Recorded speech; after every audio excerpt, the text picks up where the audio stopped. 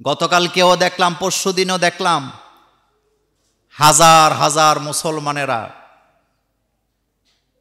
March করে রাসূল করিম সাল্লাল্লাহু আলাইহি সাল্লামের বিরুদ্ধে তারা যে অবমাননা বক্তব্য দিয়েছেন সেটার প্রতিবাদ তারা করে সারা পৃথিবীকে জানিয়ে দিয়েছেন মুহাম্মদুর রাসূলুল্লাহ সাল্লাল্লাহু আলাইহি সাল্লাম তিনি শুধু আরবের লোক নন, তিনি শুধু আরবের নবী নন, তিনি শুধু একজন নবী নন, ধর্মপ্রচারক নন, তিনি হচ্ছেন পৃথিবীর 250 কোটি মুসলমানের কলিজার টুকরা।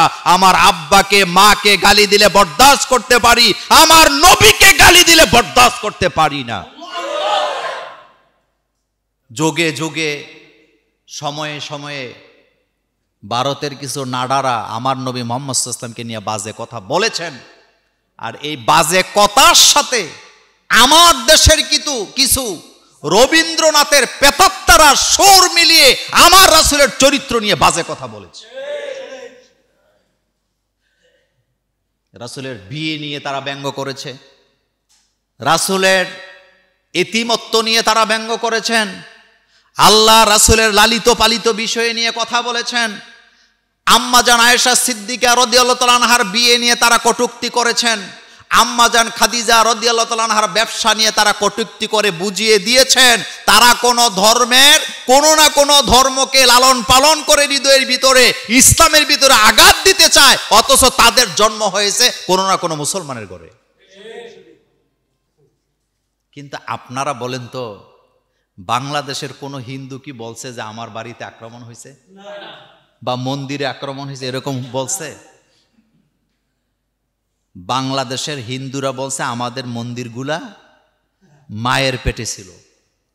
মাদ্রাসার ছাত্ররা টুপি দাড়ি পাঞ্জাবি পরে লাইন ধরে দাঁড়িয়ে দাঁড়িয়ে বাংলাদেশের মন্দিরগুলাকে পাহারা দিয়া সারা পৃথিবীর মানুষকে মেসেজ দিয়েছেন ইসলামের চেয়ে শান্তি পৃথিবীর কারো কাছে নাই।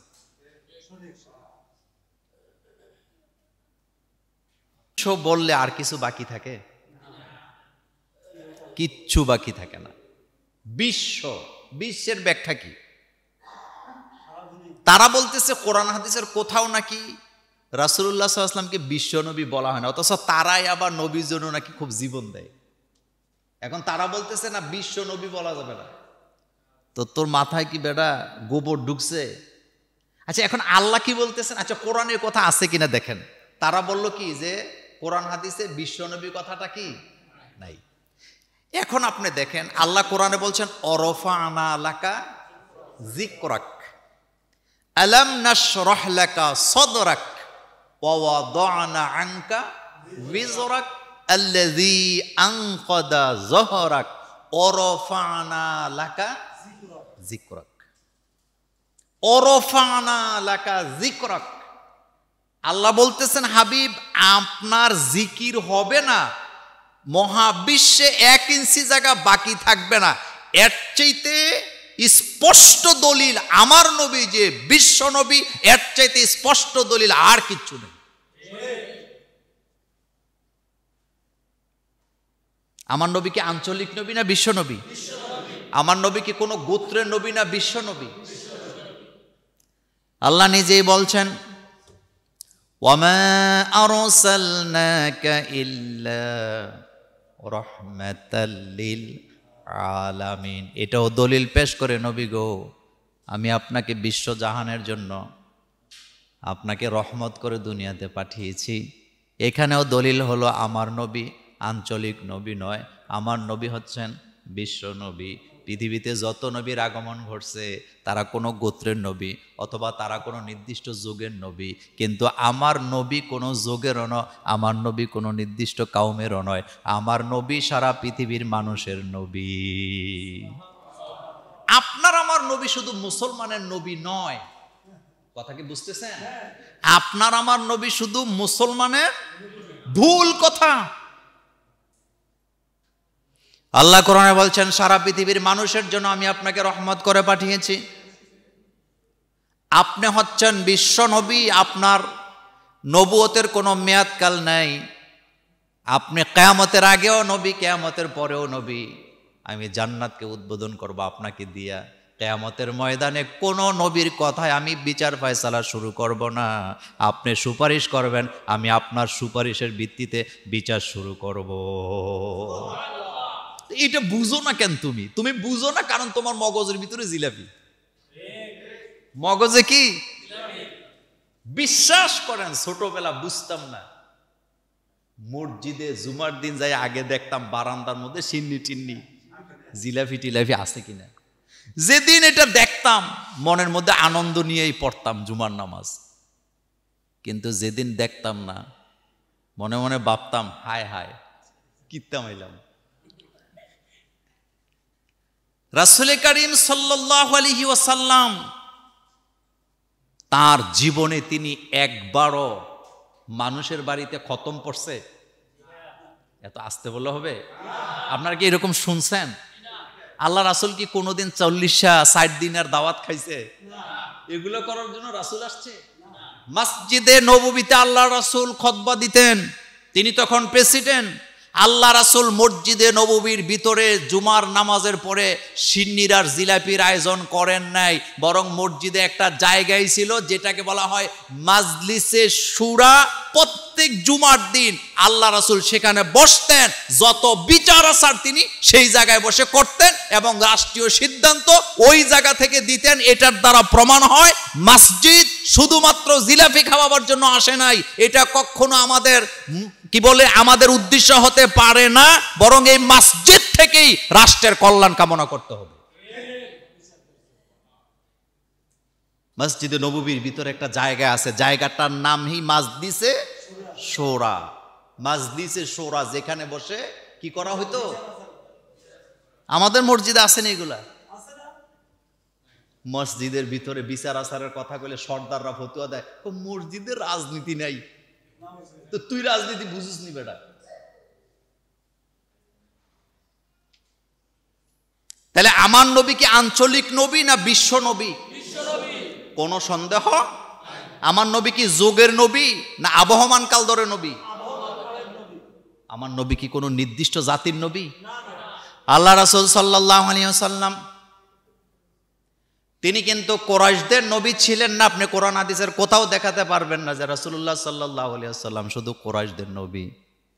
অথবা আপনি এটাও দেখাতে পারবেন না তিনি আরবদের নবী, এটাও দেখাতে পারবেন না তিনি মদিনার নবী। এখন আপনি বলবেন তাহলে কোরআনটা তো রাসূলের ভাষায় নাজিল হয়েছে। আল্লাহ কোরআনে বলছেন, হাবিব আমি আপনার ভাষায় কোরআন নাজিল করছি, কারণ মানুষ তার মাতৃভাষায় মানুষকে যত সহজে বুঝাতে পারে অন্য ভাষায় এত সহজে পারে না। সেজন্য আমি আরবি ভাষায় আপনার উপরে কোরআন নাজিল করেছি। আমি তো কোরআনটাকে আরবি ভাষায় নাজিল করছি আপনি যাতে মানুষকে সহজে কোরআন বুঝাতে পারে। এই জন্য তাফসির বুঝতে হলে আরবি ভাষায় যে তাফসিরগুলো লেখা হয়েছে ওগুলোকে আপনি ফলো করতে হবে। তাহলে এই পয়েন্টে আমার কথা শেষ। আমার নবী কি শুধু আঞ্চলিক নবী না বিশ্ব নবী? বিশ্ব নবী। রাসূল করিম সাল্লাল্লাহু আলাইহি ওয়াসাল্লামের বিরুদ্ধে ষড়যন্ত্র, এটার পয়েন্টটা শুনেন। এটা কি এখন না আগের থেকে চলছে? ভারত আমাদের পার্শ্ববর্তী দেশ। ভারত সবসময় আমাদেরকে নিয়ে নাক গলায়, আমাদের দেশের হিন্দুরা নিরাপদে নাই, তাদের উপরে আক্রমণ হয়েছে, আরো হ্যান ত্যান কত কিছু। কিন্তু আপনারা বলেন তো, যোগে যোগে সময়ে সময়ে ভারতের কিছু নাডারা আমার নবী মুহাম্মদ সাল্লাল্লাহু আলাইহি ওয়াসাল্লামকে নিয়ে বাজে কথা বলেছেন, আর এই বাজে কথার সাথে আমার দেশের কিছু রবীন্দ্রনাথের পেতাত্তারা সুর মিলিয়ে আমার রাসূলের চরিত্র নিয়ে বাজে কথা বলেছে। রাসূলের বিয়ে নিয়ে তারা ব্যঙ্গ করেছে, রাসূলের এতিমত্ব নিয়ে তারা ব্যঙ্গ করেছেন, আল্লাহ রাসূলের লালিত পালিত বিষয় নিয়ে কথা বলেছেন, আম্মা জান আয়েশা সিদ্দিকা রাদিয়াল্লাহু তাআলা আনহার বিয়ে নিয়ে তারা কটূক্তি করেছেন, আম্মা জান খাদিজা রাদিয়াল্লাহু তাআলা আনহার ব্যবসা নিয়ে তারা কটূক্তি করে বুঝিয়ে দিয়েছেন তারা কোন ধর্মের কোন না কোন ধর্মকে লালন পালন করে হৃদয়ের ভিতরে ইসলামের ভিতরে আঘাত দিতে চায়, অথচ তাদের জন্ম হয়েছে কোন না কোন মুসলমানের ঘরে। হযরত নূহ আলাইহিস সালাম, তার সময় একটা বন্যা হয়েছিল না? হয়েছে কি না? মহাপ্রলয়। ছেলে যখন ডুবে মারা যাচ্ছে, বারবার ছেলেকে ডাকতেছে, তুমি ঈমান আনো, তোমাকে আমরা কিস্তিতে উঠাইয়া নেব। আল্লাহ কি বলছিলেন? আল্লাহ বললেন, নো, খবরদার এই ছেলেকে তুমি ডাইকো না, এটা তোমার আহাল না, ছেলে না। এটার দ্বারা বোঝা গেল আপনি মুমিন, আপনার ছেলে যদি কাফের হয়ে যায়, শুধুমাত্র নামে মাত্র এটা ছেলে, কিন্তু সে আপনার আহাল হতে পারবে না। কারণ নবীর ঘরে জন্ম নিয়েও যদি আহাল হতে না পারে শুধু ঈমানের কারণে, আমাদের দেশেও যদি কেউ নাম রাখে মুসলমানের, আকিকাও যদি দেয়, মুসলমানিও করায়, খতনাও যদি করায়, বুঝতে হবে তার ঈমান ঠিক নাই। কারণ বর্তমানে অন্য ধর্মের লোকেরাও রোগ থেকে বাঁচার জন্য খতনা করা। আমি একটা হসপিটালে গেছিলাম একবার আমার ছেলেকে নিয়ে, ওকে খতনা করায় ফেলতে হবে। একটু সমস্যা হয়েছে, ওর পেশাবের রাস্তার মধ্যে একটা গোটার মতো কি হয়েছে, তো ডাক্তার বলছে এটার চিকিৎসা হলো খতনা করায় দেন। আমি বললাম, ভাই খতনা করাইলে কি এটা ভালো হবে? ডাক্তার হাসি দেয়া কয়, মোল্লা ভাই, বর্তমানে অন্য ধর্মের লোকেরা যাদের মধ্যে খতনা নাই, 30% লোকেরা রোগ থেকে বাঁচার জন্য খতনা করায়। ইসলাম ধর্মের ভিতরে প্রত্যেকটা জিনিস মানুষের জন্য কল্যাণকর। আলহামদুলিল্লাহ বলবেন না? প্রত্যেকটা জিনিস মানুষের জন্য কি কল্যাণকর। গতকালকেও দেখলাম, পরশু দিনও দেখলাম, হাজার হাজার মুসলমানেরা মার্চ করে রাসূল করিম সাল্লাল্লাহু আলাইহি সাল্লামের বিরুদ্ধে তারা যে অবমাননা বক্তব্য দিয়েছেন, সেটার প্রতিবাদ তারা করে সারা পৃথিবীকে জানিয়ে দিয়েছেন মুহাম্মদুর রাসূলুল্লাহ সাল্লাল্লাহু আলাইহি সাল্লাম তিনি শুধু আরবের লোক নন, তিনি শুধু আরবের নবী নন, তিনি শুধু একজন নবী নন, ধর্মপ্রচারক নন, তিনি হচ্ছেন পৃথিবীর 250 কোটি মুসলমানের কলিজার টুকরা। আমার আব্বাকে মাকে গালি দিলে বরদাস্ত করতে পারি, আমার নবীকে গালি দিলে বরদাস্ত করতে পারি না। এই জায়গায় কারো সাথে কোনো আপোষ নাই। মুহাম্মদ সাল্লাল্লাহু আলাইহি ওয়াসাল্লামের চরিত্রের মতো পুত পবিত্র আরেকটা চরিত্র আপনি পৃথিবীতে খুঁজে পাবেন না, পাবেন না, ধারে কাছেও নাই। আল্লাহ রাসূলকে আল্লাহ বলতেছেন, হাবিব, আমি আপনাকে কোমল হৃদয়ের অধিকারী বানিয়েছি, আপনার আচরণ দেখলে লোকেরা আপনার কাছে দৌড়ায় আসবে। কি চরিত্র, কি চরিত্র! রাসূলুল্লাহ সাল্লাল্লাহু আলাইহি ওয়াসাল্লাম মসজিদে নববীতে বসা, হযরতে জারির রাদিয়াল্লাহু তাআলা আনহু আসছে, যুবক মানুষ, চাঁদের মতো সুন্দর, মসজিদ ভর্তি হয়ে গেছে লোকজন, ভিতরে জায়গা নাই। রাসূল কথা বলতেছেন, হযরতে জারির দরজায় দাঁড়ায় দাঁড়ায় কাঁদতেছে, রাসূলের কথা শুনতেছে। আল্লাহ রাসূল তার দিকে তাকায় খেয়াল করলেন, যুবক মানুষ, জায়গা পায় নাই বসার জন্য। বিশ্ব নবী, বিশ্ব নেতা, নিজের কাঁধ থেকে রুমালটা টেনে হাতে নিয়ে এভাবে করে ঢিল দিয়ে মিম্বর থেকে জারিরের দিকে দিয়ে বলতেছে, ইজলিস ইয়া জারির। আমাদের বারান্দা পাকা, মসজিদে নববীর বারান্দা পাকা হয় নাই। বিশ্ব নবী তার রুমালটা টান দিয়ে ঢিল মেরে বলতেছে, ইজলিস ইয়া জারির, ও জারির, তুমি আমার রুমালটা বিছায় বসে যাও।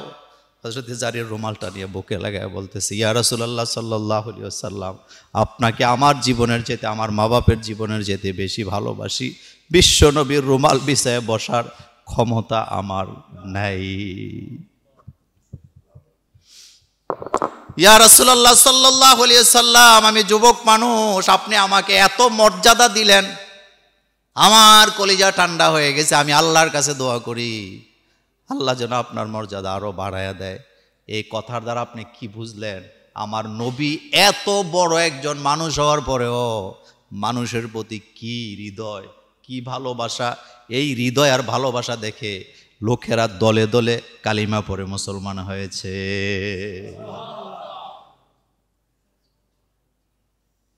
কি নিয়ামত, কি নিয়ামত! আম্মা জান আয়েশা সিদ্দিকা রাদিয়াল্লাহু তাআলা আনহা বলেন, নতুন নতুন বিয়ে হয়েছে আমার, আমি ঘুম পাগল মানুষ, ছোট্ট মানুষ,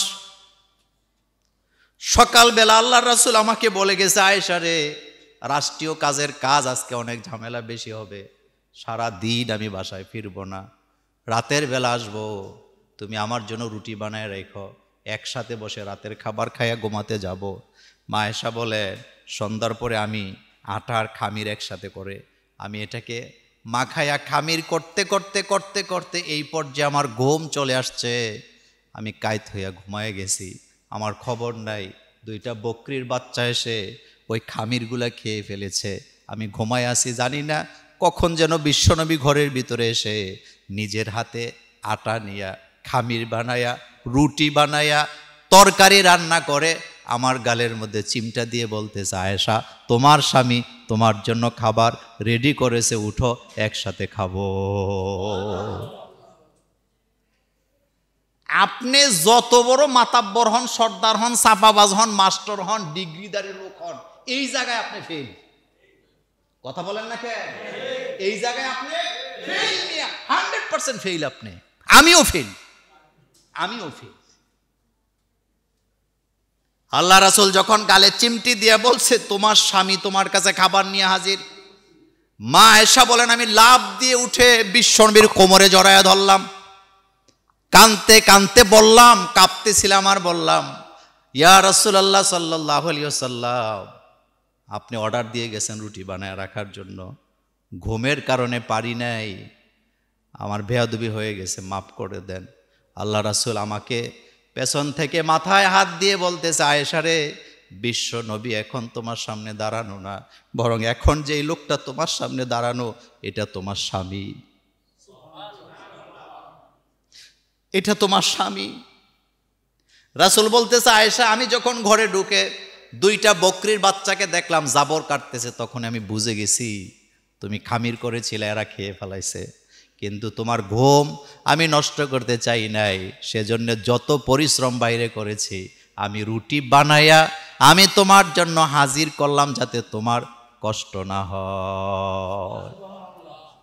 আপনি হইলে ফুটবল খেলতেন ঘরের ভিতরে ঢুকিয়া। মিয়া, কিছু কিছু পুরুষ আছে ঘরে গেলে হেতে দারোগা, বদমেজাজি, বউ ছেলে মেয়ে কায়া পড়ছে, লা ইলাহা ইল্লা আনতা সুবহানাকা ইন্নী কুনতু আইছে। কথা কি ঠিক বললাম? অনেক পুরুষ আছেন ঘরে যাইয়া নরমাল সরে কথাও বলতে পারে না, নরমাল সরে কথাও বলতে পারে না, অভ্যাসে নাই। কিছু কিছু বুড়া আছে সারাদিন পুত্রবধূরে গালাগালি করে, তো তুমি কোন জায়গার ফেরেশতা? তুমি কি রাসূল আমার। এবার আসেন সেই রাসূল কারীম সাল্লাল্লাহু আলাইহি সাল্লামের উপরে প্রথম ওহীটা কি ছিল, খুব মনোযোগ দেন, প্রথম ওহীটা কি ছিল? আল্লাহ রাসূলের উপরে প্রথম ওহীটা ছিল, আপনার নবী এরকম কথা বলে না, রাসূলের উপরে প্রথম ওহীটা ছিল, আপনি অনেক মর্যাদার নবী, আপনার উপরে কোনো নবী নেই, আপনি শেষ নবী, এরকম কিছুই ছিল না। তো ওহীটা কি ছিল? প্রথম ওহীটাই ছিল, ইকরা বিস্মি রব্বিকাল্লাযী খলাক, পড়ো তোমার প্রভুর নামে যিনি তোমাকে সৃষ্টি করেছেন। ও যুবকেরা, ও যুবতীরা, ও কলিজার ভাইয়েরা, এই আয়াত প্রমাণ করে ছাত্র জীবনে ছাত্রদের হাতে যদি তুমি অস্ত্র তুলে দাও, মদের বোতল তুলে দাও, এই জাতিকে কখনো তুমি সঠিক পথ দেখাতে পারবা না, বরং ছাত্র জীবনে ছাত্রদের হাতে সুশিক্ষা তুলে দেওয়া লাগবে। আর এই শিক্ষাটা দিবেন কে? রব, আল্লাহ নয়, রব কে? কথা বুঝেন, রব, রব আর আল্লাহর মধ্যে পার্থক্য আছে। আল্লাহ হচ্ছে ইসমে জাত। আল্লাহ বলতেছেন, ইকরা বিস্মি রব্বিকাল্লাযী খলাক, পড়ো তোমার প্রভুর নামে। তাহলে শিক্ষাটা কে দিবে? প্রভু। প্রভু কে দিবে? প্রভু।